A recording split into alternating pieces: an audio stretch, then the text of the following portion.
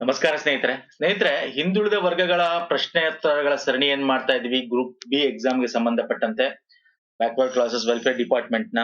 So ಇವತ್ತು schemes related ಮತ್ತೆ various backward class ಹಿಂದುಳಿದ ವರ್ಗಗಳ ಆ, ಆಯೋಗಗಳೇನಿದೆ, ಕಾರ್ಪೊರೇಷನ್ಸ್ ಗಳೇನಿದೆ, ನಿಗಮಗಳೇನಿದೆ ಅದ್ರ ಬಗ್ಗೆ ಒಂದಷ್ಟು ಕ್ವಶನ್ಸ್ ತಗೊಂಡಿದ್ದೆ, ಡೀಟೇಲ್ ಆಗಿ ಡಿಸ್ಕಸ್ ಮಾಡೋಣ. ಈ MCQs ಅಲ್ಲಿ ಇದು 7ನೇ ಭಾಗ. ನಾವು ಮಾಡಿರ್ತಕ್ಕಂಥದ್ದು ಪ್ರೀವಿಯಸ್ ವಿಡಿಯೋಸ್, ನಮ್ಮ ಥಿಯರಿ ಕ್ಲಾಸ್ ಆಗಿರ್ಬೋದು, MCQs ಆಗಿರ್ಬೋದು, ನಿಮ್ಗೆ ಸಪರೇಟ್ ಪ್ಲೇ ಲಿಸ್ಟ್ ಅಲ್ಲಿ ಸಿಗುತ್ತೆ. Group B paper two specific paper ಅಂತಾನೆ ಒಂದು ಸಪರೇಟ್ ಪ್ಲೇ ಲಿಸ್ಟ್ ಮಾಡಿದೀವಿ. ಓಕೆ, ಅಲ್ಲಿ ಸಿಗುತ್ತೆ.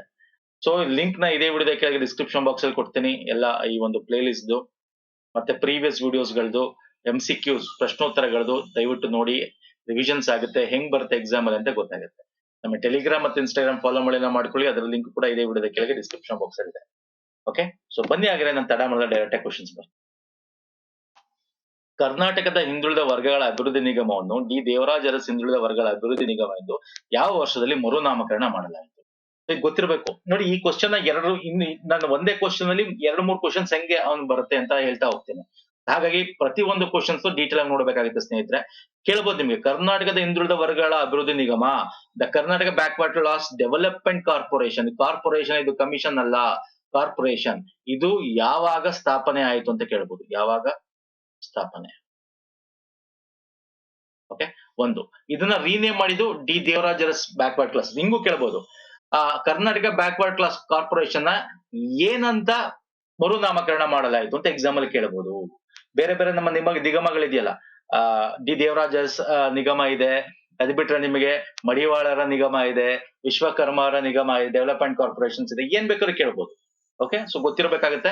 ಸೊ ಇಲ್ಲಿ ನಾನು ಕೇಳಿರೋದು ಡಿ ದೇವರಾಜ್ ಅರಸು ಹಿಂದುಳಿದ ವರ್ಗಗಳ ಅಭಿವೃದ್ಧಿ ನಿಗಮ ಅಂತ ಯಾವಾಗ ಮಾಡಿದ್ರು? ಸೊ 2005. ಓಕೆ, 2005. ಹಾಗಾದ್ರೆ Karnataka backward class development corporation ಸ್ಥಾಪನೆ ಮಾಡಿದ್ದ ಯಾವಾಗ? 1977, 97, 77ರಲ್ಲಿ ನಾವು ಇದು ಮಾಡಿದೀವಿ. D Devaraj Urs backward class development corporation, ಅದ್ರಲ್ಲಿ ನಾವು ತೋರಿಸಿದೀನಿ ನಿಮ್ಗೆ, ಯಾವ ತಿಂಗಳು ಯಾವ ಡೇಟ್ ಕೂಡ ಇದೆ ಅದರಲ್ಲಿ. ನೋಡ್ಕೊಳ್ಳಿ, ಒಂದ್ಸಲ ಬರೀ ವರ್ಷ ಅಲ್ಲ, ತಿಂಗಳು ಮತ್ತೆ ಡೇಟ್ ಕೂಡ ಕೊಡ್ತಾನೆ ಎಕ್ಸಾಮ್ ಅಲ್ಲಿ. ಓಕೆ, ಸೊ ಇದನ್ನ 2005ರಲ್ಲಿ 28/10/2005ರಲ್ಲಿ ಡಿ ದೇವರಾಜ್ ಅರಸ್ ನೋಡಿ, ನಾವು ಬ್ಯಾಕ್ವರ್ಡ್ ಕ್ಲಾಸ್ ಕಮಿಷನ್ ಅಂತಾನೆ ಏನಿದೆ ಸಪರೇಟ್ ಇದೆ ಅದು. ಹಾಗಾಗಿ ಈ ಒಂದು ಡೆವಲಪ್ಮೆಂಟ್ ಕಾರ್ಪೊರೇಷನ್ ನ D Devaraj Urs backward class development corporation ಅಂತ ಮಾಡ್ತಾರೆ. ಸೊ ಇದು ಗೊತ್ತಿರಬೇಕು. So very important. Fine. So next ಬರ್ತೀನಿ ನಾನು. ನೀವೆಲ್ಲ ನಾವು ಮಾಡಿದೀವಿ, ನಿಮಗೆ ಜ್ಞಾಪಕ ಇದೆಯಾ? ವೇರಿಯಸ್ ಡೆವಲಪ್ಮೆಂಟ್ ಕಾರ್ಪೊರೇಷನ್ಸ್ ಅಂತ ನಾವು ವಿಡಿಯೋ ಮಾಡಿದೀವಿ. PDF ತಗೊಂಡಿರೋ ನಿಮ್ಮ ಹತ್ರ ಇರುತ್ತೆ. ಅಲ್ಲಿ ನಾನು ನಿಮಗೆ ಕಂಪ್ಲೀಟ್ ಲಿಸ್ಟ್ ಕೊಟ್ಟಿದ್ದೀನಿ. ಯಾವ ಯಾವ ನಿಗಮಗಳು, ಯಾವ ಯಾವ ಒಂದು ಅಭಿವೃದ್ಧಿ ಘಟಕಗಳು, ಅಭಿವೃದ್ಧಿ ಡೆವಲಪ್ಮೆಂಟ್ ಕಾರ್ಪೊರೇಷನ್ ನಿಗಮಗಳು ಸ್ಥಾಪನೆ ಆಯ್ತು, ಯಾವ ಒಂದು ವರ್ಷದಲ್ಲಿ ಸ್ಥಾಪನೆ ಆಯ್ತು. ಓಕೆ, ಇವೆಲ್ಲ ಕೇಳ್ಬೋದು ಎಕ್ಸಾಮ್ ಅಲ್ಲಿ, ತಿಳ್ಕೊಳ್ಳಿ ಸ್ನೇಹಿತರೆ. ನೆಕ್ಸ್ಟ್ ಬರ್ತೀನಿ. ವಿದೇಶಿ ವಿಶ್ವವಿದ್ಯಾನಿಲಯಗಳಲ್ಲಿ ಕಲಿಯುತ್ತಿರುವ ಇತರ ಹಿಂದುಳಿದ ವರ್ಗಗಳ ವಿದ್ಯಾರ್ಥಿಗಳಿಗೆ ನೀಡಲಾಗುವ ಸಾಲದ ಮೊತ್ತ ಎಷ್ಟು? ಲಕ್ಷಗಳಲ್ಲಿ. ಇದು ನಿಮಗೆ ಒಂದು ಹೋಮ್ವರ್ಕ್ ಕೊಟ್ಟಿದೆ ನಾನು. ತುಂಬಾ ಜನ ಕಮೆಂಟ್ ಮಾಡಿದ್ರಿ, ಒಂದಷ್ಟು ಜನ ತಪ್ಪು ಕೂಡ ಮಾಡಿದ್ರಿ. ಇಲ್ಲಿ ಆನ್ಸರ್ ಕ್ವಶನ್ ನೋಡ್ಕೊಂಡು ಆನ್ಸರ್ ಮಾಡಬೇಕು. ಯಾಕಂದ್ರೆ ಇಲ್ಲಿ ಕ್ವಶನ್ ಅಲ್ಲಿ ಏನು ಕೊಟ್ಟಿಲ್ಲ, ಸಾಲದ ಮೊತ್ತ ಎಷ್ಟು ಅಂತ ಕೊಟ್ಟಿದ್ದಾನೆ, ಇನ್ನು ಲಕ್ಷಗಳಲ್ಲಿ ಅಂತ. ಅದ್ರ ಆಪ್ಷನ್ ಅಲ್ಲಿ ಕೊಟ್ಟಿರ್ತಾನೆ ನಿಮ್ಗೆ 10 lakhs per year, 20 lakhs, 20 lakh ಇದು. ಓಕೆ, ಇನ್ ಲಕ್ಷ ಅಂತ ಇಲ್ಲೇ ಇದೆ ಕ್ವಶನ್. ಲಕ್ಷ ವರ್ಷದಲ್ಲಿ 5 ಲಕ್ಷ, 30 ಲಕ್ಷ. ಓಕೆ, ನೀಡೋ ಒಟ್ಟು ಸಾಲದ ಮೊತ್ತ ಎಷ್ಟು ಅಂತ ಕೊಟ್ಟಿರೋದು. ಆದ್ರೆ ಇಲ್ಲಿ ನಿಮ್ಗೆ ಆಪ್ಷನ್ ಅಲ್ಲಿ ಪರ್ ವರ್ಷಕ್ಕೆ ಕೇಳಿದ್ದಾನೆ. ಪರ್ ವರ್ಷ ಅಂದಾಗ 10 lakhs. ಒಟ್ಟು ಇಲ್ಲಿ ನಿಮ್ಗೆ ಪರ್ ಇಯರ್ ಅಂತ ಕೊಡದೆ, ಒಟ್ಟು ಅಥವಾ ಗರಿಷ್ಠ ಎಷ್ಟು ಕೊಡ್ತಾರೆ ಅಂತ ಕೇಳಿದಾಗ 20 ಲಕ್ಷ, 20 ಲಕ್ಷ. ಓಕೆ, ಗರಿಷ್ಠ 20 ಲಕ್ಷ, ಒಂದು ವರ್ಷಕ್ಕೆ 10 ಲಕ್ಷ. ಇದು ನಾನು ನಿಮಗೆ ಮೊನ್ನೆ ಕೂಡ ಅಪ್ಡೇಟ್ ಮಾಡಿದ್ದೆ. Loan for higher education foreign university ಜ್ಞಾಪಕ ಇದೆಯಾ? ಲಾಸ್ಟ್ ಪ್ರೀವಿಯಸ್ ವಿಡಿಯೋದಲ್ಲಿ ಅಮೆಂಡ್ ಆಗಿದೆ. ನಮ್ಮ 2023-24ರ ಒಂದು ವಾರ್ಷಿಕ ವರದಿ, ಆನ್ಯುವಲ್ ರಿಪೋರ್ಟ್, ವಾರ್ಷಿಕ ವರದಿಲಿ ಇದೆ ಅಂತ. ಏನಂತಿದೆ? ಇದು ಇಂಟ್ರೆಸ್ಟ್ ಫ್ರೀ ಲೋನ್ ಅಂತ ಮಾಡಿದ್ದಾನೆ. ಎಲ್ಲಾ ಕಾರ್ಪೊರೇಷನ್ಸ್ ಗಳು ಕೊಡ್ತಾನೆ. ಅಂದ್ರೆ ಯಾವ ಹಿಂದುಳಿದ ವರ್ಗದ ಡೆವಲಪ್ಮೆಂಟ್ ಕಾರ್ಪೊರೇಷನ್ಸ್ ಅಭಿವೃದ್ಧಿ ನಿಗಮಗಳು ನಾವು ಮಾಡಿದೀವಿ, ಎಲ್ಲದರಲ್ಲೂ ಬರುತ್ತಿದ್ದು. ಮಡಿವಾಳ ಆಗಿರ್ಬೋದು, ಬೇರೆ ಬೇರೆ ಎಲ್ಲದರಲ್ಲೂ ಬರುತ್ತೆ. 2 ವರ್ಷಕ್ಕೆ without interest. Okay, interest free loan ಇದು ಇನ್ ಫಾರಿನ್ ಯೂನಿವರ್ಸಿಟಿ. ಅದು ಗೊತ್ತಿರಬೇಕು. ಬೇಕಾದ್ರೆ ಕೇಳಬಹುದು ನಿಮ್ಗೆ. ಏನ್ ಮಾಡ್ತಾನೆ ಗೊತ್ತಾ? ನಿಮ್ಗೆ ಇದೇ ಕ್ವಶನ್ ಇದೇ ಹಾಕ್ಬಿಟ್ಟು ಆಪ್ಷನ್ ಅಲ್ಲಿ 2% ಇಂಟ್ರೆಸ್ಟ್ ಕೊಡ್ತಾರೆ. ಓಕೆ, 4% ಇಂಟ್ರೆಸ್ಟ್ ಕೊಡ್ತಾನೆ, ಅಥವಾ ಶೂನ್ಯ ಬಡ್ಡಿ ದರದಲ್ಲಿ ಕೊಡ್ತಾರೆ. ಶೂನ್ಯ ಬಡ್ಡಿ, ಅದು ಗೊತ್ತಿರಬೇಕು. ನಾನು ನಿಮಗೆ ಒಂದೇ ಕ್ವಶನ್ ನಲ್ಲಿ ಬೇರೆ ಬೇರೆ ರೀತಿಯಾದ ಹೆಂಗೆ ಕ್ವಶನ್ಸ್ ಬರುತ್ತೆ ಅಂತ ಹೇಳ್ತಾ ಹೋಗ್ತೀನಿ ಸ್ನೇಹಿತರೆ. ದಯವಿಟ್ಟು ನೋಡ್ಕೊಳ್ಳಿ. ಡೀಟೇಲ್ ಆಗಿ ನಾವು ಡಿಸ್ಕಸ್ ಮಾಡ್ತಾ ಇದೀವಿ ಇಲ್ಲಿ. ಓಕೆ, ಯಾಕಂದ್ರೆ ನಾವು ಈ ಕ್ವಶನ್ಸ್ ಕೇಳಿದ್ವಿ, ಇದೇ ಕ್ವಶನ್ ಹಿಂಗೆ ಬರ್ಬೇಕಂತ ಹೆಂಗ್ ಬೇಕಾದ್ರೂ ಬರ್ಬೋದು. ಅರ್ಥ ಆಗ್ತಿದೆಯಲ್ಲ? ಬನ್ನಿ ನೋಡಿ, ಅದಕ್ಕೆ ನಾನು ಬೇರೆ ಬೇರೆ ಕ್ವಶನ್ ಅಲ್ಲಿ ಬೇರೆ ಬೇರೆ ಆಪ್ಷನ್ಸ್ ತಗೋತೀನಿ, ಬೇರೆ ಬೇರೆ ರೀತಿ ಕೇಳ್ತೀನಿ, ಅಂದ್ರೆ ನೀವು ಹೆಂಗ್ ಓದ್ಬೇಕು ಅಂತ. ಅರ್ಥ ಆಯ್ತಾ? ಒಂದ್ಸಲ ಏಜ್ ಕೇಳ್ತಾನೆ ಆಪ್ಷನ್ಸ್ ಅಲ್ಲಿ, ಒಂದ್ಸಲ ರೇಟ್ ಆಫ್ ಇಂಟ್ರೆಸ್ಟ್ ಕೇಳ್ತಾನೆ, ಒಂದ್ಸಲ ಗರಿಷ್ಠ ಅಮೌಂಟ್ ಕೇಳ್ತಾನೆ, ಒಂದ್ಸಲ ಒಂದ್ ವರ್ಷಕ್ಕೆ ಎಷ್ಟು ಅಂತ ಕೇಳ್ತಾನೆ. ಆಯ್ತಾ? ಒಂದ್ಸಲ ವಯಸ್ಸು ಕೇಳ್ತಾನೆ, ಎಷ್ಟು ವಯಸ್ಸಿನವರು ಕೊಡ್ತಾರೆ ಅಂತ. ಇನ್ನೊಂದ್ಸಲ ಏನ್ ಮಾಡ್ತಾನೆ, ಆದಾಯ ಮಿತಿ ಕೇಳ್ತಾನೆ.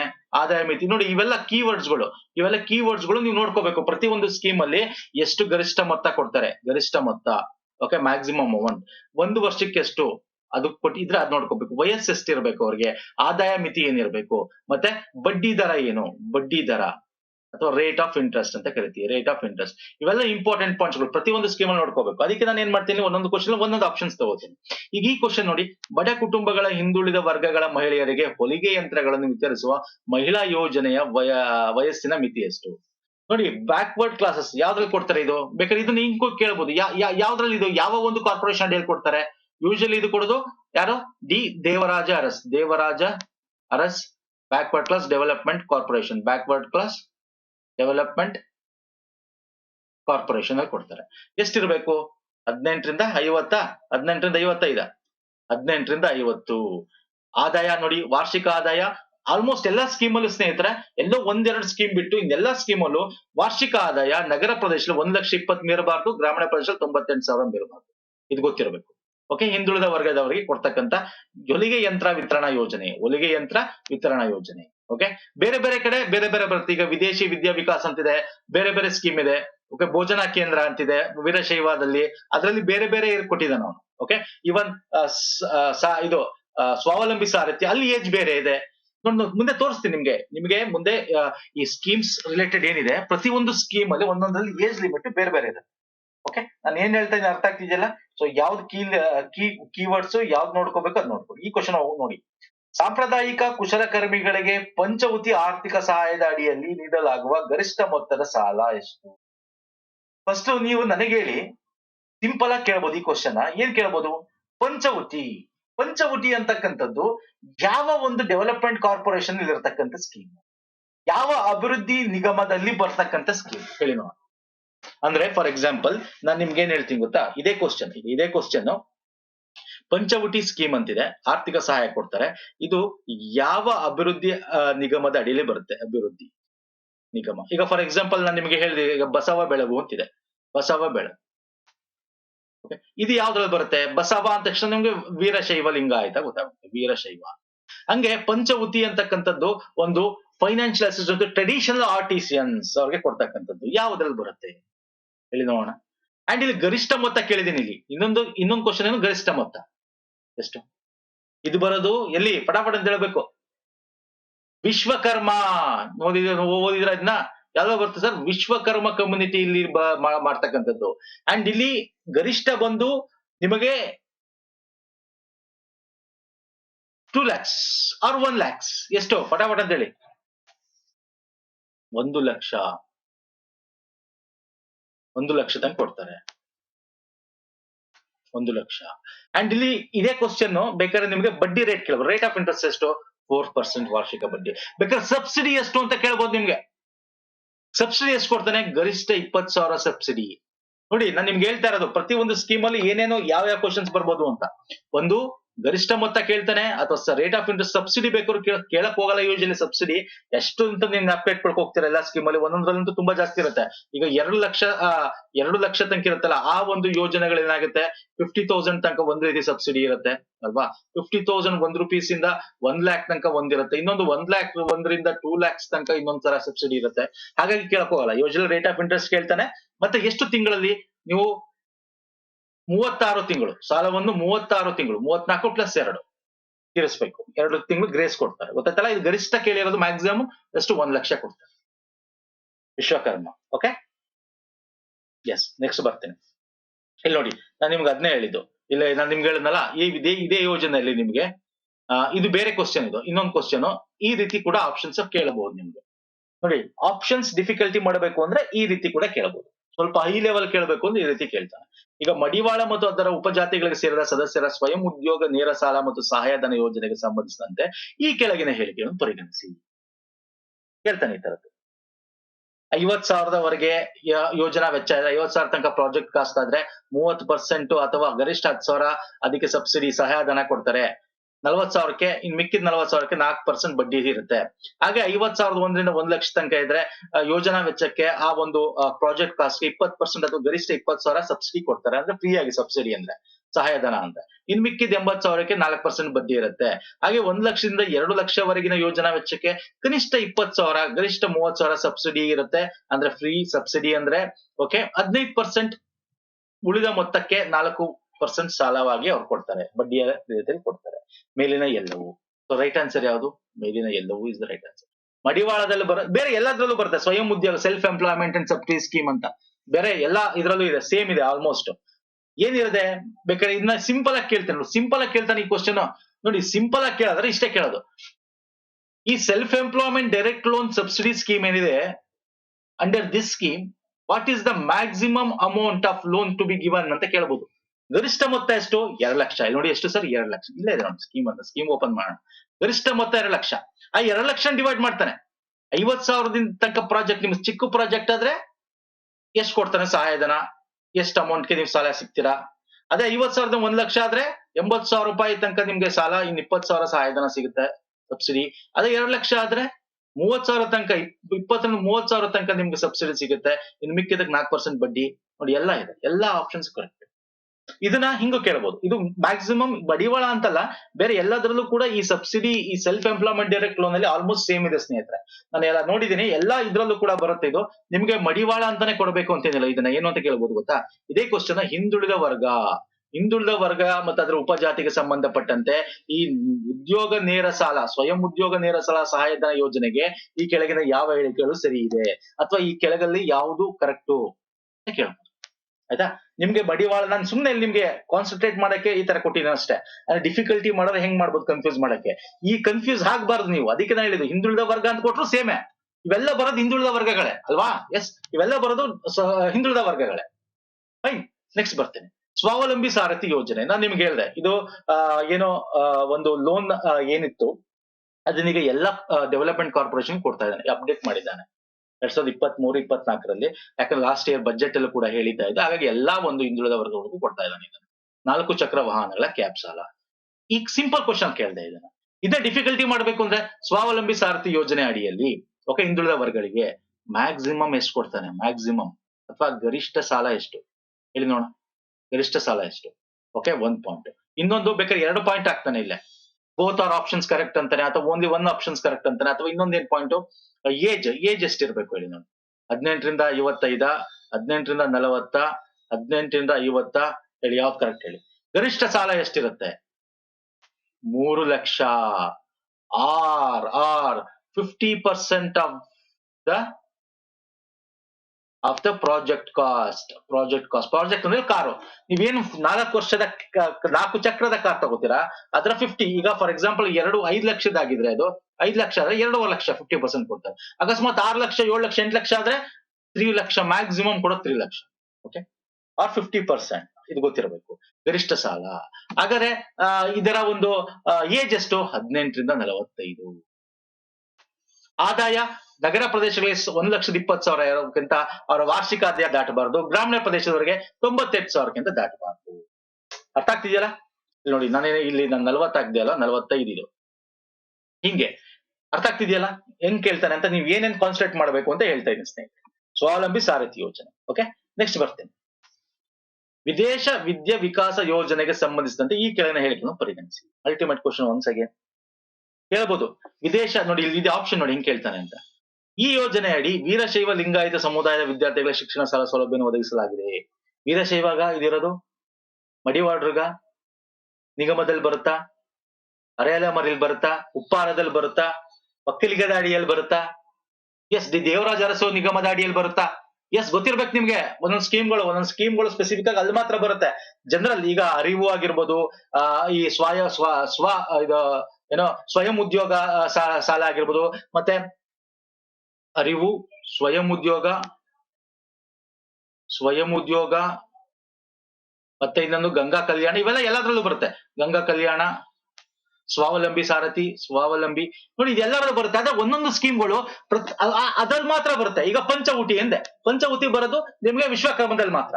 ಹಂಗೆ ವಿದೇಶ ವಿದ್ಯಾ ವಿಕಾಸ ಒಂದು ಆ ನಿಗಮದಲ್ಲಿ ಬರುತ್ತೆ. ಯಾವ್ದದು? Veerashaiva Lingayat. Yes, this is correct. ವಿದ್ಯಾರ್ಥಿಗಳಿಗೆ ವಾರ್ಷಿಕ 10 ಲಕ್ಷ ಅಥವಾ ಗರಿಷ್ಠ 20 ಲಕ್ಷ ರೂಪಾಯಿಗಳವರೆಗೆ ಬಡ್ಡಿ ರಹಿತ ಸಾಲ ಕೊಡುತ್ತೆ. ಎಸ್, ಇಟ್ ಇಸ್ ಅ ಬಡ್ಡಿ ರಹಿತ, ಇಂಟ್ರೆಸ್ಟ್ ಫ್ರೀನಾ? ವಾರ್ಷಿಕ 10 ಲಕ್ಷ ಕೊಡ್ತಾರ, ಮ್ಯಾಕ್ಸಿಮಮ್ 20 lakhs ಕೊಡ್ತಾರ.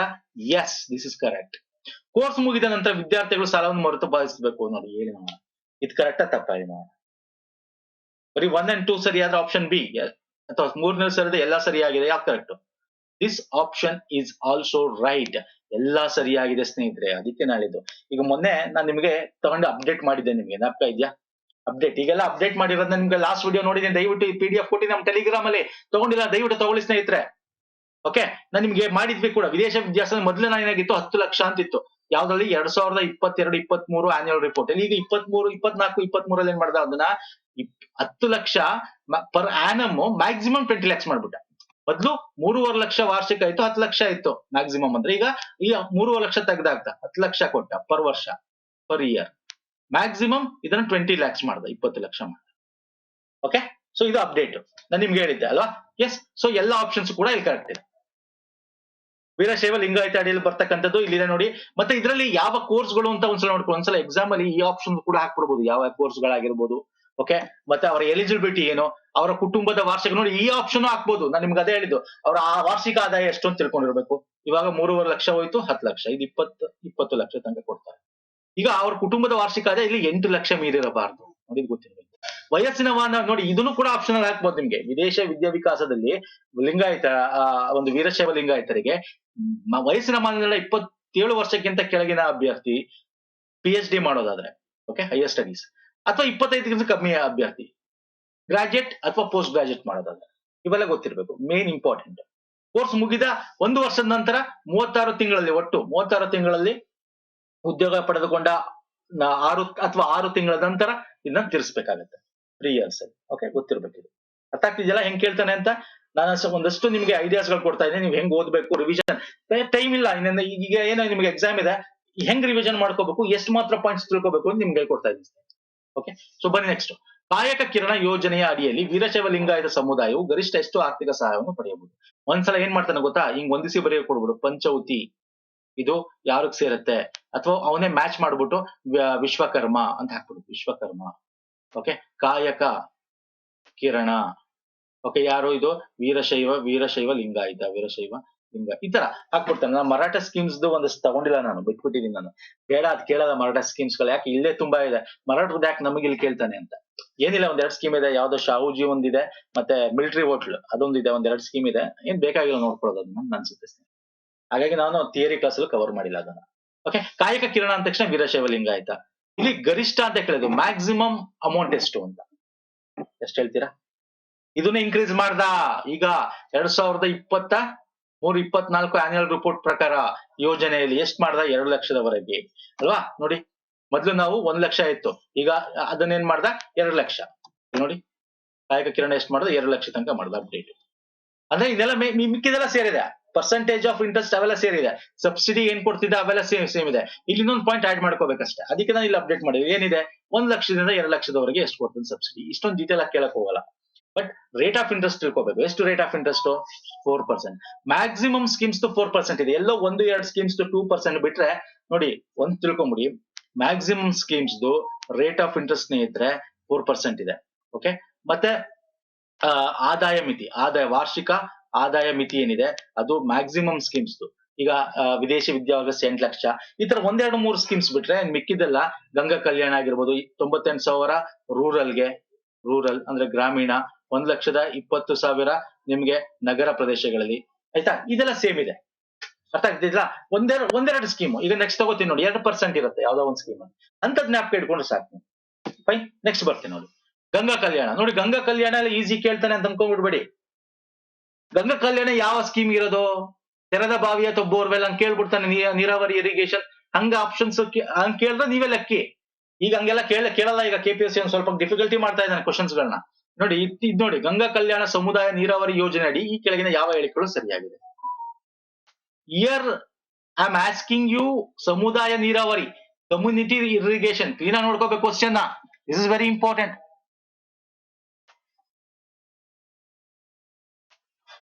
ಹೇಳ್ತೀರಾ? ಎರಡು ರೀತಿ ಬರುತ್ತೆ ಇಲ್ಲಿ ಸ್ಕೀಮು. ಏನ್ ಬರುತ್ತೆ? ಒಂದು ಕಮ್ಯುನಿಟಿ, ಒಂದು ಇಂಡಿವಿಜುವಲ್.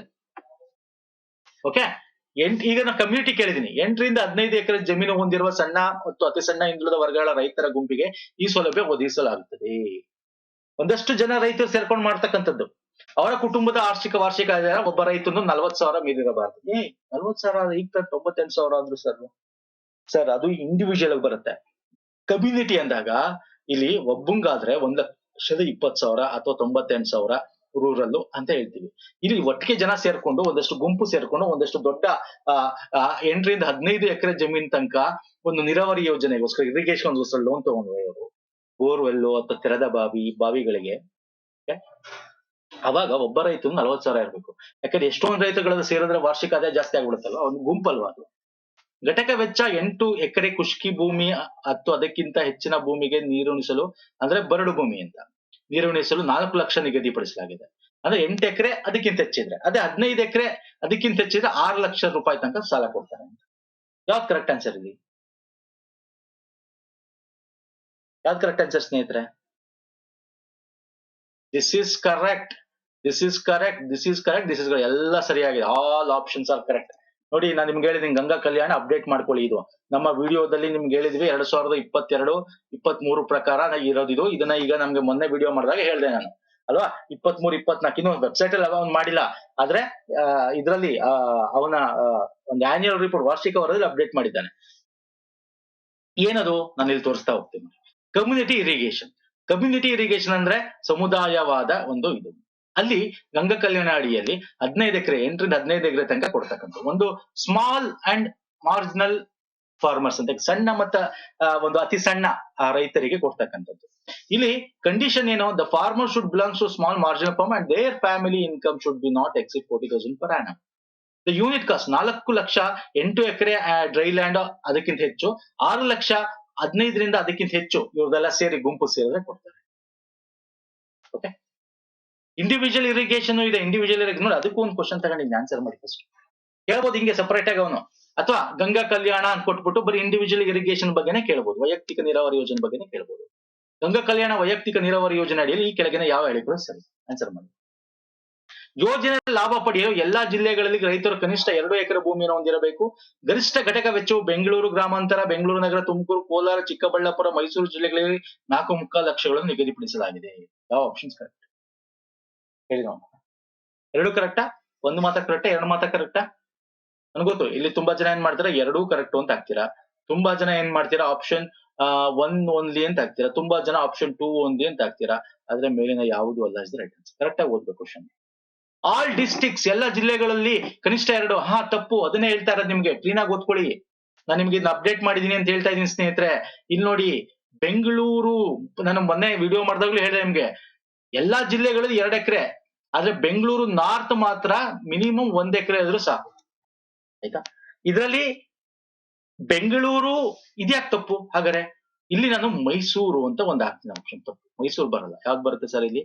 ಇನ್ಮೆಲ್ಲ ಜಿಲ್ಲೆಗಳು ಕರೆಕ್ಟು, ಇಲ್ಲಿ ಮೈಸೂರು ಬರಲ್ಲ, ರಾಮನಗರ ಬರುತ್ತೆ. ಸೊ ಅವ್ರಿಗೆ 4.25 ಲಕ್ಷ ಕೊಡೋದು. ಇಲ್ಲಿ ನೋಡಿ, ಎಲ್ಲೆಲ್ಲಿ ಯಾರು ಸರ್ ಯೂನಿಟ್ ಕಾಸ್ಟ್ 4.25 ಲಕ್ಷ ಕೊಡೋದು? ಬೆಂಗಳೂರು ರೂರಲ್, ಬೆಂಗಳೂರು ಅರ್ಬನ್, ನಗರ ಮತ್ತೆ ಗ್ರಾಮಾಂತರ, ತುಮಕೂರು, ಕೋಲಾರ, ಚಿಕ್ಕಬಳ್ಳಾಪುರ, ರಾಮನಗರ ಡಿಸ್ಟ್ರಿಕ್ಟ್ಸ್ಗೆ ಇವ್ರಿಗೆ 4.25 ಲಕ್ಷ. ಅದ್ರಲ್ಲಿ 4.25 ಲಕ್ಷ ಸಬ್ಸಿಡಿ ಇರುತ್ತೆ, 50,000 ಲೋನ್ ಕೊಡ್ತಾರೆ. 50,000 ಲೋನ್ಗೆ ಅವರು 4% ಇಂಟ್ರೆಸ್ಟ್ ಅಲ್ಲಿ ಕಟ್ಟಬೇಕಷ್ಟೇ. ಓಕೆ, ಅದೇ ಇತರ ಜಿಲ್ಲೆಗಳಾದ್ರೆ ಅಲ್ಲಿ 3.25 ಲಕ್ಷ ತನಕ ಕೊಡ್ತಾರೆ. ಅದ್ರಲ್ಲಿ 3.25 ಲಕ್ಷ ಸಬ್ಸಿಡಿ ಇರುತ್ತೆ, ಅಂದ್ರೆ ಫ್ರೀ. ಇನ್ನು 50,000 ಅವ್ರಿಗೆ 4% ಇಂಟ್ರೆಸ್ಟ್ ಕೊಟ್ಟು. ಅರ್ಥ ಆಗ್ತಿದೆಯಲ್ಲ? ಅಂಡ್ ಇಲ್ಲಿ ಬೇರೆ ಎಲ್ಲಾ ಜಿಲ್ಲೆಗಳು, ಇವನ್ ಬೆಂಗಳೂರು ಸೇರಿ ತುಮಕೂರು, ಬೇರೆ ಎಲ್ಲಾ ಜಿಲ್ಲೆಗಳು 2 ಎಕರೆ ಮಿನಿಮಮ್ ಲ್ಯಾಂಡ್ ಇರಬೇಕು. ಆದ್ರೆ ಇಲ್ಲಿ ಬೆಂಗಳೂರು ನಾರ್ತ್ ಮಾತ್ರ 1 ಎಕರೆ ಇದ್ರೆ ಸಾಕು. ಇಲ್ಲೇ ಏನ್ ಕೊಟ್ಟಿದ್ದೀನಿ ನಾನು ಆಪ್ಷನ್? ಎಲ್ಲಾ ಜಿಲ್ಲೆಗಳು ಅಂತ ಹಾಕ್ಬಿಟ್ಟಿದ್ದೀನಿ. ಜಸ್ಟ್ ಎಲ್ಲಾ ಜಿಲ್ಲೆಗಳ ಬಿಟ್ಟು ಸುಮ್ನೆ ಜಿಲ್ಲೆಗಳು ಅಂತ ಕೊಟ್ಟಿದ್ರೆ ಅವಾಗ ಸರಿ ಆಗ್ತಾ ಇತ್ತು. ಎಲ್ಲಾ, ಆಲ್, ನಾನು ನಿಮ್ಗೆ ಅದನ್ನೇ ಹೇಳ್ತೇನೆ, ಓನ್ಲಿ, ಆಲ್ ಈ ತರ ಇದ್ದಾಗ ಡೌಟ್ ಪಡಿ ಎಕ್ಸಾಮ್ ಅಲ್ಲಿ. ಯಾವುದೇ ಎಕ್ಸಾಮ್ ಅಲ್ಲಿ, ಗ್ರೂಪ್ ಸಿ ಆಗ್ಲಿ, KS ಆಗ್ಲಿ, ಗ್ರೂಪ್ ಬಿ ಆಗ್ಲಿ, IS ಆಗ್ಲಿ, ಓನ್ಲಿ, ಆಲ್. ಓಕೆ, ಮತ್ತೆ ಇನ್ನೇನು ನೆವರ್, ನೆವರ್ ಈ ತರ ಪದಗಳು ಬರುತ್ತೆ. ಅಲ್ಲವೇ ಅಲ್ಲ, ಸ್ವಲ್ಪ ಗಮನ ಕೊಡಬೇಕು. ಅರ್ಥ ಆಗಿದೆ ಅನ್ಕೋತೀನಿ. ಹೆಂಗ್ ಬರ್ಬೋದು ಅಂತ. ಸುಮ್ನೆ ಈಗ 5 ವರ್ಷದಿಂದ 10 ವರ್ಷದಿಂದ ಒಂದ್ 3-4 ವರ್ಷದಿಂದ ಹಿಂಗ್ ಬರ್ತಿದ್ ಕ್ವಶನ್ ಸಿಂಪಲ್ ಆಗಿ, ಈಗ ಬರಲ್ಲ ಅಷ್ಟು ಸಿಂಪಲ್ ಆಗಿ ಸ್ನೇಹಿತರೆ. ಬಂದ್ರೆ ನೀವೇ ಲಕ್ಕಿ ಅಷ್ಟೇ. ನೆಕ್ಸ್ಟ್ ಬರ್ತೀನಿ. ಇತರ ಕೆಲವು ಸಮುದಾಯಗಳ ಜೊತೆಗೆ ಮರಾಠ ಸಮುದಾಯವು ಕರ್ನಾಟಕ OBC ಪಟ್ಟಿಯಲ್ಲಿ ಯಾವ ವರ್ಗದಲ್ಲಿ ಬರುತ್ತೆ? ನಮ್ಮ ಹಿಂದುಳಿದ ವರ್ಗದಲ್ಲಿ ಕೇಳುವಂತ ಚಾನ್ಸ್ ಇರುತ್ತಾ ಈ ತರ ಪ್ರಶ್ನೆಗಳು? ಈಗ ಫಾರ್ ಎಕ್ಸಾಂಪಲ್ SC ST ಬೇಡ, ನಾವು ಕ್ಯಾಟಗರಿ 1 ನಲ್ಲಿ ಯಾವ ಕ್ಯಾಸ್ಟ್ ಬರುತ್ತೆ, ಓಕೆ, 2A ಅಲ್ಲಿ ಯಾವ ಕ್ಯಾಸ್ಟ್ ಬರುತ್ತೆ, 3A ಅಲ್ಲಿ ಯಾವ ಕ್ಯಾಸ್ಟ್ ಗಳು ಬರುತ್ತೆ, 3B 2B ಯಾವ ಕ್ಯಾಸ್ಟ್ ಬರುತ್ತೆ, ಇವೆಲ್ಲ ತಿಳ್ಕೊಬೇಕಾ? ತುಂಬಾ ಕ್ಯಾಸ್ಟ್ ಗಳಿದೆ ಸರ್, ತಿಳ್ಕೊಬೇಕಾ? ಇಲ್ಲ, ನನಗ್ ಬೇಕಂದ್ರೆ ನಾನು ತುಂಬಾ ಇದೆ, ನಾನು ಇಲ್ಲಿ ತಗೊಂಡಿಲ್ಲ. ಬೇಕಾದ್ರೆ ಲಿಸ್ಟ್ ಕೊಡ್ತೀನಿ ನಿಮ್ಗೆ, ಬೇಕಾದ್ರೆ ನಮ್ಮ ಟೆಲಿಗ್ರಾಮ್ ಅಲ್ಲಿ ಬೇಕು ಅಂದ್ರೆ ಕಮೆಂಟ್ ಮಾಡಿ, ಟೆಲಿಗ್ರಾಮ್ ಅಲ್ಲಿ ಶೇರ್ ಮಾಡ್ತೀನಿ. ಓಕೆ, ತುಂಬಾ ಅದು PDF ಇದೆ, ಅದು ಶೇರ್ ಮಾಡ್ತೀನಿ ಬೇಕಂತಂದ್ರೆ. ಆದ್ರೆ ಇಲ್ಲಿ ಈ ಸುದ್ದಿಯಲ್ಲಿ ಇರೋದನ್ನ ಕೇಳ್ತಾನೆ. ಈಗ ನೋಡಿ, ST ಸುದ್ದಿಯಲ್ಲಿ ಯಾವ ಕ್ಯಾಸ್ಟ್ ಗಳ ಸುದ್ದಿಯಲ್ಲಿ ಇತ್ತು? ವೀರಶೈವ ಲಿಂಗಾಯತ. ವೀರಶೈವ ಲಿಂಗಾಯತ ಯಾಕೆ? ಮತ್ತೆ ಒಕ್ಕಲಿಗ ಯಾಕೆ ಸುದ್ದಿಯಲ್ಲಿ ಇತ್ತು? ಒಕ್ಕಲಿಗ ಬರುತ್ತೆ 3A, ವೀರಶೈವ ಲಿಂಗ ಬರುತ್ತೆ 3B. ಯಾಕೆ? ಅವರು ನಮ್ಗೆ 2X ಸೇರಿಸಿ ಅಂತ ಹೇಳಿದ್ರು. ಅದಕ್ಕೆ ಬೇರೆ ಅಮೆಂಡ್ಮೆಂಟ್ ಮಾಡಿದ್ರು ಓದ್ BJP, ಆದ್ರೆ ಅದನ್ನ ಇಂಪ್ಲಿಮೆಂಟ್ ಮಾಡ್ಲಿಲ್ಲ, ಅದಾಗ್ಲಿಲ್ಲ. SC ST ಮಾತ್ರ ಇನ್ಕ್ರೀಸ್ ಆಯ್ತು, ಬೇರೆ ಇದನ್ನ ಮಾಡ್ಲಿಲ್ಲ. 2A 3A 2B 3B ಈ ತರನೇ ಇದೆ ಇವಾಗ. ಸೊ ಇದನ್ನ ಕೇಳ್ಬೋದು. ಮರಾಠ ಯಾಕೆ ತಗೋಬೇಕು ಅಂದ್ರೆ, ಇತ್ತೀಚೆಗೆ ಮರಾಠ ಅವ್ರದ್ದು ರೀಸೆಂಟ್ ಡೆವಲಪ್ಮೆಂಟ್ ಕಾರ್ಪೊರೇಷನ್ ಆಗಿರೋದು ಮರಾಠ ಅವ್ರದ್ದು ಅಲ್ವಾ. ಮರಾಠ ಸಮುದಾಯ ಅಭಿವೃದ್ಧಿ ನಿಗಮ ಇತ್ತೀಚೆಗೆ 2021ರಲ್ಲಿ ಎಸ್ಟಾಬ್ಲಿಷ್ ಆಗಿದೆ. ಕೇಳ್ಬೋದು ಬೇಕಾದ್ರೆ ಎಕ್ಸಾಮ್ ಅಲ್ಲಿ. ನಿಮ್ಗೆ ಇದೆ ಅಂತಲ್ಲ, ಬೇರೆದ್ ಯಾವ್ದು ಬೇಕಾದ್ರೆ ಕೇಳ್ಬೋದು. ಉಪಹಾರದ ಯಾವಾಗಾಯ್ತು ನಾವು ಮಾಡಿದೀವಿ, ನೋಡ್ಕೊಳ್ಳಿ ಯಾವ ಡೇಟ್ ಎಲ್ಲ ಆಯ್ತು, ಯಾವ ಇಯರ್ ಅಲ್ಲಿ ಆಯ್ತು.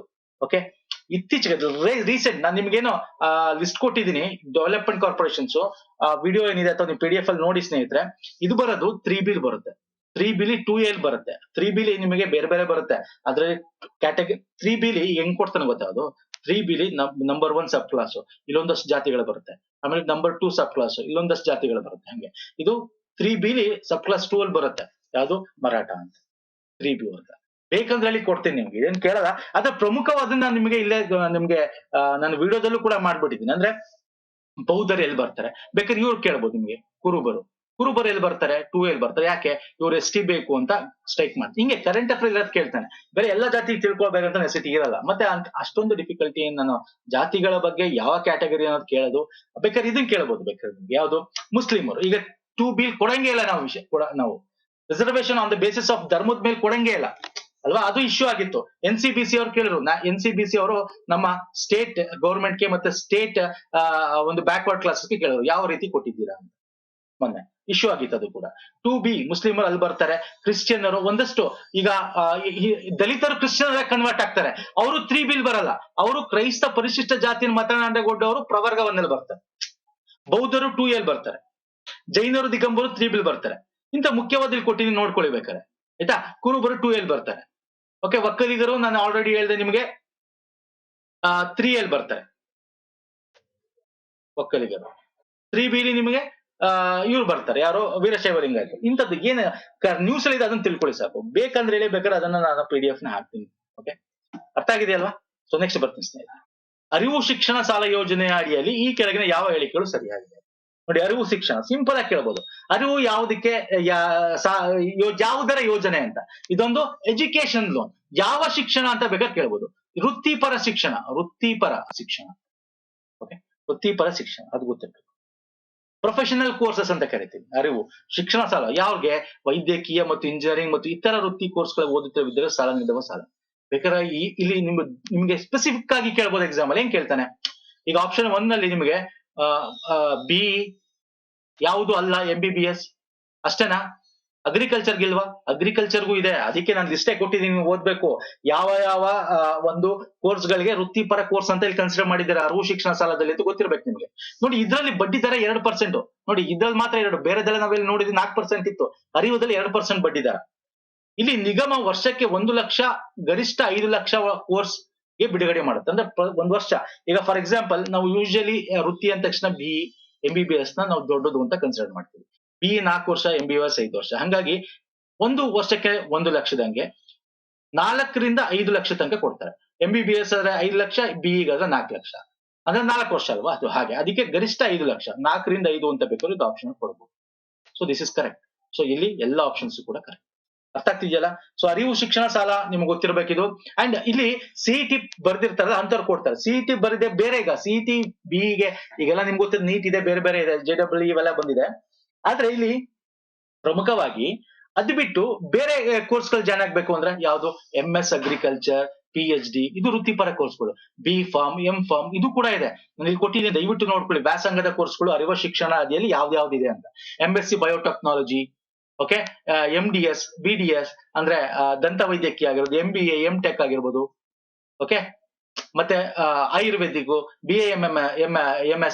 BAMS ಆಗಿರ್ಬೋದು, ಅರ್ಥ ಆಗ್ತಿಲ್ಲ, BCA, MCA ಆಗಿರ್ಬೋದು, ಇವೆಲ್ಲ ವೃತ್ತಿಪರ ಶಿಕ್ಷಣ ಅಡಿಯಲ್ಲಿ ಬರ್ತದೆ. ನೋಡ್ಕೊಳ್ಳಿ ಸ್ನೇಹಿತರೆ, ವೆರಿ ಇಂಪಾರ್ಟೆಂಟ್. ಅರ್ಥ ಆಗಿದೆ ಅನ್ಕೋತೀನಿ. ಹೆಂಗ್ ಕ್ವಶನ್ಸ್ ಬರುತ್ತೆ, ನಾವ್ ಹೆಂಗೆ, ಯಾಕಂದ್ರೆ ಇದು ಡಿಫಿಕಲ್ಟಿ ಲೆವೆಲ್ ಜಾಸ್ತಿ ಮಾಡಬೇಕು ಅಂದ್ರೆ ಈ ರೀತಿ ಕೇಳ್ತಾರೆ. ಅಂಡ್ ಇಲ್ಲಿ ಒಂದು ಡೌಟ್ ಇದೆ ನನಗೂ ಕೂಡ. ಇಲ್ಲಿ ನೋಡಿ, ಇಲ್ಲಿ ಅಭ್ಯರ್ಥಿಗಳ ಕುಟುಂಬದ ವಾರ್ಷಿಕ ಆದಾಯ 3.5 ಲಕ್ಷ ಮೀರಿರಬಾರ್ದು ಅಂತಿದೆ. ಓಕೆ, ನಾನು ಎಷ್ಟೊಂದು ಗೌರ್ಮೆಂಟ್ ವೆಬ್ಸೈಟ್ ಅಲ್ಲೂ ಕೂಡ ನೋಡಿದೀನಿ 3 ಲಕ್ಷ ಇದೆ. ಈ ಮೈನಾರಿಟಿ ಅಥವಾ ಇನ್ನೊಂದು ಯಾವ್ದಾದ್ರು ಒಂದು ಜಿಲ್ಲೆಗಳಲ್ಲೂ ಕೂಡ ನಿಮ್ಗೆ ಒಂದು ಗೌರ್ಮೆಂಟ್ ವೆಬ್ಸೈಟ್ ಗಳಿರುತ್ತೆ. ಅಲ್ಲಿ ನೋಡಿದ್ರೆ ಒಂದೊಂದು ಕಡೆ 8 ಲಕ್ಷ ಅಂತ ಹಾಕ್ಬಿಟ್ಟಿದ್ದಾನೆ. ಸೊ ಇದು ನನ್ ಕನ್ಫ್ಯೂಷನ್. ನಿಮ್ಗೆ ಏನಾದ್ರು ಕನ್ಫ್ಯೂಷನ್ ದಯವಿಟ್ಟು ಕ್ಲಿಯರ್ ಮಾಡಿ, ನಿಮ್ಗೆ ಗೊತ್ತಿದೆ ಕ್ಲಿಯರ್ ಮಾಡಿ. ಅರಿವು ಶಿಕ್ಷಣದಲ್ಲಿ ಯಾಕಂದ್ರೆ ಗೌರ್ಮೆಂಟ್ ವೆಬ್ಸೈಟ್ ಗಳೇ ತದ್ವಿರುದ್ಧಗಳಿದ್ರೆ ನಾವೇನೋ ಮಾಡಕ್ಕಾಗಲ್ಲ. ಅದಕ್ಕೆ ನಾವು ಏನ್ ಮಾಡ್ಬೇಕು, ಬ್ಯಾಕ್ವರ್ಡ್ ಕ್ಲಾಸಸ್ ವೆಬ್ಸೈಟ್ ಇದೆ, ಅದನ್ನ ಚೆಕ್ ಮಾಡಿ. ಅಲ್ಲಿ 3 ಲಕ್ಷ ಅಂತಾನೆ ಇದೆ. ಅರ್ಥ ಆಗ್ತಿದೆಯಲ್ಲ? ಎಲ್ಲೋ ಒಂದೊಂದ್ರಲ್ಲಿ 8 ಲಕ್ಷ ಅಂತ ಕೊಟ್ಬಿಟ್ಟಿದ್ದಾನೆ. ಅದು ಒಂದ್ ಸ್ವಲ್ಪ ನನಗೆ ಡೌಟ್ ಇದೆ ಈಗ್ಲೂ ಕೂಡ. ಅದನ್ನ ನೋಡೋಣ, ನಾನು ಇಫ್ ಪಾಸಿಬಲ್ ನಾನು ಅದನ್ನ ಸರ್ಚ್ ಮಾಡಿ ಅದ್ರ ಬಗ್ಗೆ ಡೀಟೇಲ್ ತಿಳಿಸ್ತೀನಿ ಮುಂದೆ. ನಿಮ್ಗೆ ಗೊತ್ತಿದ್ರೆ ಅದನ್ನ ಒಂಚೂರು ಚೆಕ್ ಮಾಡಿ ಹೇಳಿ ಸ್ನೇಹಿತರೆ. ನೆಕ್ಸ್ಟ್ ಬರ್ತೀನಿ, ಕಿರುಸಾಲ ಯೋಜನೆ ಅಡಿಯಲ್ಲಿ ಈ ಕೆಳಗಿನ ಯಾವ ಹೇಳಿಕೆಗಳು ಸರಿಯಿದೆ? ಮೈಕ್ರೋ ಕ್ರೆಡಿಟ್ ಸ್ಕೀಮ್ ಅಂತ ಕರಿತೀವಿ. ಯಾರು ಕೊಡ್ತಾರೆ ಇದನ್ನ? ಅದು ಗೊತ್ತಿರೋ. ಬಡ್ಡಿ ದರ ವಾರ್ಷಿಕ 4% ಇದೆ. ರು 5,000 ಸಬ್ಸಿಡಿ, ರು 10,000 ಸಾಲ ಒಳಗೊಂಡಿರೋ ಒಟ್ಟು 15,000 ಆರ್ಥಿಕ ನೆರವು. ಅಂದ್ರೆ 15,000 ಲೋನ್ ಕೊಡೋದು, ಅದ್ರಲ್ಲಿ 5,000 ಸಬ್ಸಿಡಿ, 10,000 ರೂಪಾಯಿಗೆ ನಿಮಗೆ 4% ಬಡ್ಡಿಯಲ್ಲಿ ಕೊಡ್ತಾನೆ ಅಂತ ಅರ್ಥ. ಕಿರುಸಾಲ ಮೈಕ್ರೋ ಕ್ರೆಡಿಟ್ ಸ್ಕೀಮ್ ಅಂತ ಬರುತ್ತೆ. ಎಲ್ಲಿ ಬರುತ್ತೆ? D Devaraja Urs backward classes ಅಡಿಯಲ್ಲಿ ಬರುತ್ತೆ. ಬ್ಯಾಕ್ವರ್ಡ್ ಕ್ಲಾಸಸ್ ಅಡಿಯಲ್ಲಿ ಬರುತ್ತೆ. 2 ಆಪ್ಷನ್ಸ್ ಕೂಡ ಸರಿ. ಓಕೆ, ಅದ್ರ ಅಡಿಯಲ್ಲಿ ಬರುತ್ತೆ. ಅದ್ರಲ್ಲಿ ಹಾಕಿದ್ದಾನೆ, ನೋಡ್ಕೊಳ್ಳಿ. ಬೇಕು ಅಂತಂದ್ರೆ ಒಂದ್ಸಲ ರೇಟ್ ಆಫ್ ಇಂಟ್ರೆಸ್ಟ್ ಏನಿದೆ ಇದಕ್ಕೆ ಹೇಳ್ತೀರಾ? 4% ಬಡ್ಡಿ ದರ. ಗೊತ್ತಿರಬೇಕು. ಮರುಪಾವತಿ 36 ತಿಂಗಳಲ್ಲಿ 12 ತ್ರೈಮಾಸಿಕ ಕಂತುಗಳಲ್ಲಿ ಸಾಲ ಪಾವತಿ ಮಾಡಬೇಕು. BPL ಬಡವರಿಗೆ, ಎಸ್ಪೆಷಲಿ ಹಿಂದುಳಿದ ವರ್ಗದಲ್ಲಿ ಕೊಡ್ತಕ್ಕಂಥದ್ದು. ಎಂತ ಕೆಲಸಕ್ಕೆ? ಟೀ ವ್ಯಾಪಾರ, ಟೀ ಸ್ಟಾಲ್, ಮೈಕ್ರೋ ಕ್ರೆಡಿಟ್ ಕೇಳಬಹುದು ಬೇಕಾದ್ರೆ. ಇದು ಆಪ್ಷನಲ್ ಆಗ್ತದೆ. ಸಾಲದ ಉದ್ದೇಶ ಸಣ್ಣ ವ್ಯಾಪಾರಗಳು, ಹಣ್ಣು ವ್ಯಾಪಾರ, ತರಕಾರಿ ವ್ಯಾಪಾರ, ಹಾಲು ವ್ಯಾಪಾರ, ಈ ತರ. ಸ್ವಯಂ ಉದ್ಯೋಗ ಇದೆಯಲ್ಲ, ಅದು ಕೂಡ ಅಷ್ಟೇನೆ. ಅದು ಕೂಡ ಅಗ್ರಿಕಲ್ಚರ್ ಅಲೈಡ್ ಸೆಕ್ಟರ್ಸ್ ಮತ್ತೆ ಸಣ್ಣ ವ್ಯಾಪಾರಗಳು, ಅದು ಕೂಡ ಅದಕ್ಕೆ ಕೊಡೋದು. ಓಕೆ, ಆದ್ರೆ ಇದು ಮೈಕ್ರೋ ಕ್ರೆಡಿಟ್ ಅಂತ ಹೇಳಿ ದೇವರಾಜ ಅರಸ್ ಡೆವಲಪ್ಮೆಂಟ್ ಕಾರ್ಪೊರೇಷನ್ ಅಡಿಯಲ್ಲಿ ಬರುತ್ತೆ. ಅರ್ಥ ಆಗಿದೆಯಲ್ಲ? Fine sir. ನೆಕ್ಸ್ಟ್ ಬರ್ತೀನಿ, ಚೈತನ್ಯ ಸಬ್ಸಿಡಿ ಕಮ್ ಸಾಫ್ಟ್ ಲೋನ್ ಅಂದ್ರೆ ಚೈತನ್ಯ ಸಹಾಯಧನ ಯೋಜನೆ ಅಂತ ಇದೆ. ಇದು ಕೂಡ ದೇವರಾಜ ಅರಸಲ್ಲೇ ಬಿಡೋದು. ಓಕೆ, ಯಾವ ಹೇಳಿಕೆಗಳು ಸರಿ? ಡಿ ದೇವರಾಜ ಅರಸು ಹಿಂದುಳಿದ ವರ್ಗಗಳ ಅಭಿವೃದ್ಧಿ ನಿಗಮವು ಪ್ರತಿ ಘಟಕಕ್ಕೆ 5 ಲಕ್ಷ ರು ಒಳಗೆ ಸಾಲವನ್ನು ಕೊಡುತ್ತೆ. ಅಂದ್ರೆ ಒಂದು ಪ್ರಾಜೆಕ್ಟ್ ಮಾಡಬೇಕು, ಒಂದು ಏನೋ ಓಪನ್ ಮಾಡಬೇಕು ಅಂದಾಗ ಸಬ್ಸಿಡಿ ಲೋನ್ ಅಡಿಯಲ್ಲಿ, ಚೈತನ್ಯ ಸಬ್ಸಿಡಿ ಲೋನ್ ಅಡಿಯಲ್ಲಿ 5 ಲಕ್ಷ ಕೊಡ್ತಾರೆ ಅದಕ್ಕೆ. ಇಲ್ಲಿ ಮಾರ್ಜಿನ್ ಹಣದ ಮೇಲೆ ವರ್ಷಕ್ಕೆ 4% ಬಡ್ಡಿ ವಿಧಿಸಲಾಗುತ್ತದೆ. ಯಾವ ಆಪ್ಷನ್ ಹೇಳ್ತೀರಾ? ಎಸ್, 2 ಆಪ್ಷನ್ ಕೊಡ್ತಾರೆ. ನೋಡಿ, ಚೈತನ್ಯ ಸಬ್ಸಿಡಿ ಲೋನ್ ಅಲ್ಲಿ ನೀವು ನೋಡೋದಾದ್ರೆ ಸ್ನೇಹಿತರೆ, ಇಲ್ಲಿ 25,000ದಿಂದ 5 ಲಕ್ಷ ತನಕ ಕೊಡ್ತಾರೆ. ಅಲ್ಲಿ 20% ರಷ್ಟು ನಿಮ್ಗೆ ಈ ನಿಗಮದಿಂದ, ಈ ಯಾವ ನಿಗಮ ಅಂತ ಹೇಳಿದೆ? ಡಿ ದೇವರಾಜ ಅರಸ್ ಅಡಿಯಲ್ಲಿ 20% ಅಷ್ಟು ದುಡ್ಡು ಕೊಡ್ತಾರೆ ನಿಮ್ಗೆ. ಮತ್ತೆ ಇದರಲ್ಲಿ 25% ಅಷ್ಟು 25,000 ಅಷ್ಟು ಸಹಾಯಧನ ಕೊಡ್ತಾರೆ 5 ಲಕ್ಷ ಆದ್ರೆ. ಅಂದ್ರೆ 20% ಅಷ್ಟು ದುಡ್ಡು ಏನ್ ಕೊಡ್ತಾರಲ್ಲ, ಇದಕ್ಕೆ ನಿಮಗೆ ಬಡ್ಡಿ ಕಟ್ಟಬೇಕು 4%. ಸರ್, 20% 4% ಬಡ್ಡಿ ಕಟ್ಟಬೇಕು ಅಂದ್ರೆ ಇನ್ ಮಿಕ್ಕಿದ್ದು ಬ್ಯಾಂಕ್ ಇಂದ ನಿಮಗೆ ಸಾಲ ಕೊಡಿಸ್ತಾರೆ. ಇನ್ ಮಿಕ್ಕಿದ್ದು ಬ್ಯಾಂಕ್, ಅಲ್ಲಿ ಬೇರೆ ಇಂಟ್ರೆಸ್ಟ್ ಇರುತ್ತೆ. ಬ್ಯಾಂಕ್ ಇಂದ ಸಾಲದ ಬೇರೆ ಇಂಟ್ರೆಸ್ಟ್. ಇದು ಈ ತರ. ಇದು ತುಂಬಾ ಡೀಟೇಲ್ ಬೇಕಾಗಿಲ್ಲ, ನಿಮಗೆ ಸಿಂಪಲ್ ಆಗಿ ಕೇಳಬಹುದು. ಚೈತನ್ಯ ಸಬ್ಸಿಡಿ ಕಮ್ ಸಾಫ್ಟ್ ಲೋನ್ ಯಾವ ನಿಗಮದ ಅಡಿಯಲ್ಲಿ ಬರುತ್ತೆ? ಹೇಳಿದ್ನಲ್ಲ, ಒಂದೇ ಸಿ ಬರೀರಿ ಅಂತದ್ರಲ್ಲಿ ಕೇಳ್ಬಿಡ್ತಾನೆ. ಓಕೆ, ಮ್ಯಾಕ್ಸಿಮಮ್ ಎಷ್ಟು ಕೊಡ್ತಾನೆ ಸಾಲ ಇಂಥದ್ದು ಕೇಳ್ತಾನೆ. ರೇಟ್ ಆಫ್ ಇಂಟ್ರೆಸ್ಟ್ ಏನು ಇದನ್ನ ಕೇಳ್ತಾನೆ. ಅಷ್ಟು ತಿಳ್ಕೊಂಡ್ರೆ ಸಾಕು.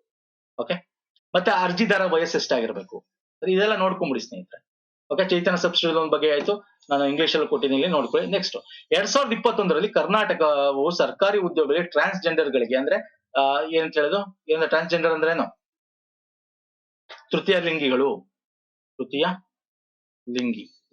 ಅಥವಾ ಲಿಂಗಿಗಳು ಸಮತಲ ಮೀಸಲಾತಿಯನ್ನು ಒದಗಿಸಿದ ಭಾರತದ ಮೊದಲ ರಾಜ್ಯವಾಯಿತು. ಇದು ಗೊತ್ತಿರಬೇಕು ನಿಮ್ಗೆ. ನಮ್ಮ ಕರ್ನಾಟಕ ಎಲ್ಲಾ ಜಾಬ್ಗಳಲ್ಲೂ, ಕೇರಳದಲ್ಲಿ ಎಲ್ಲೋ ಪೊಲೀಸ್ನವ್ರು ಕೊಟ್ರು, ಇನ್ನೊಂದಲ್ಲಿ ಎಲ್ಲ ಇವ್ರು ಕೊಟ್ರು ಅಂತ, ಆದ್ರೆ ಕರ್ನಾಟಕದ ಎಲ್ಲಾ ಗೌರ್ಮೆಂಟ್ ಜಾಬ್ಗಳಲ್ಲೂ ಕೂಡ ರಿಸರ್ವೇಶನ್ ಸಮತಲ, ಓಕೆ, ಹಾರಿಜಾಂಟಲ್ ರಿಸರ್ವೇಶನ್ ಘೋಷಣೆ ಮಾಡಿದ್ದು.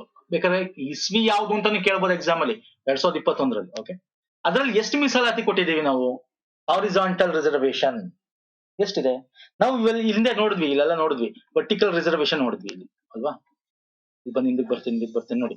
ವರ್ಟಿಕಲ್ ರಿಸರ್ವೇಶನ್ ಇದು ಕರ್ನಾಟಕದ ವರ್ಟಿಕಲ್ ರಿಸರ್ವೇಶನ್. ಪ್ರವರ್ಗ 1, 2A, 3A, 3B ಅಲ್ವಾ? ಇನ್ನು SC ST ಗೆ ಎಷ್ಟಿದೆ ಹೇಳಿ ನೋಡೋಣ, ಕಮೆಂಟ್ ಮಾಡಿ. ಒಟ್ಟು ಎಷ್ಟಿದೆ ಕರ್ನಾಟಕದಲ್ಲಿ? 56% ಇದೆ. EWS ಇಲ್ಲ, ನಾನು ನಿಮ್ಗೆ ಹೇಳಿದ್ದೀನಿ ಆಲ್ರೆಡಿ. EWS ನಾನು ವಿಡಿಯೋ ಮಾಡ್ಬೇಕಂತ ಹೇಳಿದೀನಿ ನಿಮಗೆ. EWS ನಮಗೆ ಅಪ್ರೂವ್ ಆಗಿದೆ ಅಷ್ಟೇ, ಸರ್ಕಾರ ಇದ್ದಾಗ ಇಂಪ್ಲಿಮೆಂಟ್ ಮಾಡಿಲ್ಲ. ಓಕೆ, ಇಲ್ಲಿ ಟ್ರಾನ್ಸ್ಜೆಂಡರ್ಗೆ ಎಷ್ಟು ಪರ್ಸೆಂಟ್ ಕೊಡೋದು? 1%. ನಾನು ಕರ್ನಾಟಕದ ಒಂದು ಲಿಸ್ಟೇ ಕೊಡ್ತೀನಿ ತಗೊಳ್ಳಿ. ಮಾಜಿ ಸೈನಿಕರಿಗೆ ಇದೆಲ್ಲ ಹಾರಿಜಾಂಟಲ್ ಅಡ್ಡ ಮೀಸಲಾತಿ. 10% ರಿಸರ್ವೇಶನ್ ಇದೆ ಅಂದ್ರೆ ಎಲ್ಲಾ ಕ್ಯಾಟಗರಿ ಅಡಿಯಲ್ಲಿ. ಯೋಜನಾ ನಿರಾಶ್ರಿತರಿಗೆ 5% ಇದೆ, ಮಹಿಳೆಯರಿಗೆ 33% ಇದೆ, ಕನ್ನಡ ಮಾಧ್ಯಮ ವ್ಯಾಸಂಗ ಮಾಡಿದ್ರೆ 5% ಇದೆ, ತೃತೀಯ ಲಿಂಗಿಗಳಿಗೆ 1% ಇದೆ, ಗ್ರಾಮೀಣ ಮೀಸಲಾತಿ 25% ಇದೆ. ಓಕೆ, ಇದು ನೋಡ್ಕೊಳ್ಳಿ. ನಾನು ನಿಮಗೆ PDF ಬಂದ ಶೇರ್ ಮಾಡೋಣ, ಅಪ್ಡೇಟ್ ಅಲ್ಲೂ ಕೂಡ ಶೇರ್ ಇದೆಲ್ಲ ಹಾಕಿದ್ದೀನಿ. ಆ PDF ನಮ್ ಟೆಲಿಗ್ರಾಮ್ ಲೇ ತಗೊಳ್ಳಿ ಬೇಕಾದ್ರೆ. ನೋಡಿ, ಈ ಒಂದು ನಾವು ಥಿಯರಿ ಕ್ಲಾಸ್ ಏನ್ ಮಾಡಿದೀವಿ ಅದರ ಅಪ್ಡೇಟ್ ಗಳೇನಿದೆ ಈಗ ನೆನ್ನೆ ಮಾಡಿದ್ದು, ಅದು ಇದ್ರಲ್ಲಿ ಈ PDF ಅಲ್ಲಿ ಇರಲ್ಲ. ನಾವು ಅದ್ರ PDF ಸಪರೇಟ್ ಕೊಟ್ಟಿದ್ದೀನಿ, ನಮ್ಮ ಟೆಲಿಗ್ರಾಮ್ ಅಲ್ಲಿ ತಗೊಳ್ಳಿ. ಓಕೆ, ಬೇಕಂದವರು ಇದನ್ನ ತಗೋಬಹುದು, ಇಲ್ಲ ನಮ್ ವಿಡಿಯೋಸ್ ನೋಡ್ಬೋದು. ವಿಡಿಯೋಸ್ ಅಲ್ಲಿ ಏನಿದೆ ಅದೇ ನಿಮ್ಗೆ PDF ಅಲ್ಲಿ ಸಿಗುತ್ತೆ. ಯಾಕಂದ್ರೆ ತುಂಬಾ ಜನ ವಿಡಿಯೋಸ್ ನೋಡಕ್ಕಾಗಲ್ಲ, ನಾವು ಓದ್ಕೋಬೇಕು ಅಂತೀರಿ, ಹಂಗಾಗಿ PDF ಪ್ರೊವೈಡ್ ಮಾಡ್ತಾರೆ ಅದಷ್ಟೇ. 176 ಪ್ಲಸ್ ಟ್ಯಾಕ್ಸ್ ಆಗುತ್ತೆ. ಬೇಕಂದ್ರೆ ತಗೊಳ್ಳಿ ಸ್ನೇಹಿತರೆ. ಇಮೇಲ್ ID ಕರೆಕ್ಟ್ ಆಗಿ ಕೊಡಿ. ಇಮೇಲ್ ಐಡಿಗೆ ಬರೋದು ನಿಮ್ಮ mobile number and email ID ಕೊಟ್ರೆ, ಇಮೇಲ್ ಐಡಿಗೆ ನಿಮ್ ಪೇಮೆಂಟ್ ಮಾಡಿದ ತಕ್ಷಣ ಬರುತ್ತೆ. ಒಂದು ಪೇಮೆಂಟ್ ಸ್ಲಿಪ್ ಬರುತ್ತೆ, ಇನ್ನೊಂದು ನೋ ಆರ್ಡರ್ ರಿಪ್ಲೈ ಅಂತ ಒಂದು ಮೇಲ್ ಬಂದಿರುತ್ತೆ. ಅದ್ರೊಳಗೆ ಇರುತ್ತೆ ಈ ತರ ಬ್ಯಾಂಕಿಂಗ್ ಫೋರಮ್ ಅಂತ, ಇಲ್ಲಿ ಡೌನ್ಲೋಡ್ ಅಂತ ಬ್ಲೂ ಕಲರ್ ಇರುತ್ತೆ, ಕ್ಲಿಕ್ ಮಾಡಿದ್ರೆ ಡೌನ್ಲೋಡ್. ಆಮೇಲೆ ನಿಮ್ ಫೈಲ್ ಮ್ಯಾನೇಜರ್ ನಿಮ್ ಡೌನ್ಲೋಡ್ ಅಲ್ಲಿ ಹೋದ್ರೆ ಸಿಗುತ್ತೆ. ಎನಿ ಡೌಟ್ ಇದರಲ್ಲಿ ನಿಮಗೆ ಪ್ರಾಬ್ಲಮ್ ಆದ್ರೆ ಡೌನ್ಲೋಡ್ ಮಾಡಬೇಕಾದ್ರೆ ನಮ್ಮ ಒಂದು ಇಮೇಲ್ ಮಾತ್ರ ಇಮೇಲ್ ಮಾಡಿ, ಬ್ಯಾಂಕಿಂಗ್ ಫೋರಮ್ @gmail.com. ಓಕೆ, ಇದಿಷ್ಟು ಪ್ರಮುಖವಾಗಿ ಸ್ನೇಹಿತರೆ ಮುಗಿಸ್ತಾ ಇದ್ದೀನಿ ವಿಡಿಯೋ. ನೋಡೋಣ, ಇನ್ನೊಂದಷ್ಟು ಸ್ಕೀಮ್ಸ್ ಗಳಿದೆ ಬೇರೆ ಬೇರೆದು, ಅದಕ್ಕೂ ವಿಡಿಯೋ ಮಾಡೋಣ. ಓಕೆ, ಸೊ ಇಷ್ಟ ಆಗ್ತಿರ ದಯವಿಟ್ಟು ಲೈಕ್ ಮಾಡಿ. ನೋಡಿ, ಬೇರೆ ನಾವು ಪ್ರೀವಿಯಸ್ ಮಾಡಿರೋ ವಿಡಿಯೋಗಳು ನೋಡಿ, ಅದೆಲ್ಲ ಇಂಪಾರ್ಟೆಂಟ್. ಕಾಯ್ದೆಗಳ ಬಗ್ಗೆ ಎಲ್ಲ ಮಾಡಿದೀವಿ, ಸ್ಕೀಮ್ಸ್ ಬಗ್ಗೆ, ರಿಸರ್ವೇಶನ್ ಸಿಸ್ಟಮ್ ಬಗ್ಗೆ ಮಾಡಿದೀವಿ, ನಮ್ಮ ಸಮಿತಿಗಳ ಬಗ್ಗೆ ಮಾಡಿದೀವಿ. ಓಕೆ, ನಮ್ಮ ಟೆಲಿಗ್ರಾಮ್ ಇನ್ಸ್ಟಾಗ್ರಾಮ್ ಫಾಲೋ ಮಾಡಿರೋದನ್ನ ಮಾಡ್ಕೊಳ್ಳಿ. ಲಿಂಕ್ ಡಿಸ್ಕ್ರಿಪ್ಷನ್ ಬಾಕ್ಸ್ ಇದೆ. ಪುನೀತ್ ಫೋರಂ ಅಂತ, ಈ ರೀತಿ ಪುನೀತ್ ಫೋರಂ ಅಂತ ಸರ್ಚ್ ಮಾಡಿದ್ರೆ ನಿಮ್ಗೆ ಈ ರೀತಿ ಸಿಂಬಲ್ ಎಲ್ಲ ಸಿಗುತ್ತೆ, ಜಾಯ್ನ್ ಆಗ್ಬೋದು. ಸೊ ನೆಕ್ಸ್ಟ್ ವಿಡಿಯೋ ಪುನಃ ಬರ್ತೀನಿ. ನಮಸ್ಕಾರ, ಧನ್ಯವಾದಗಳು, ಥ್ಯಾಂಕ್ ಯು ಸೋ ಮಚ್.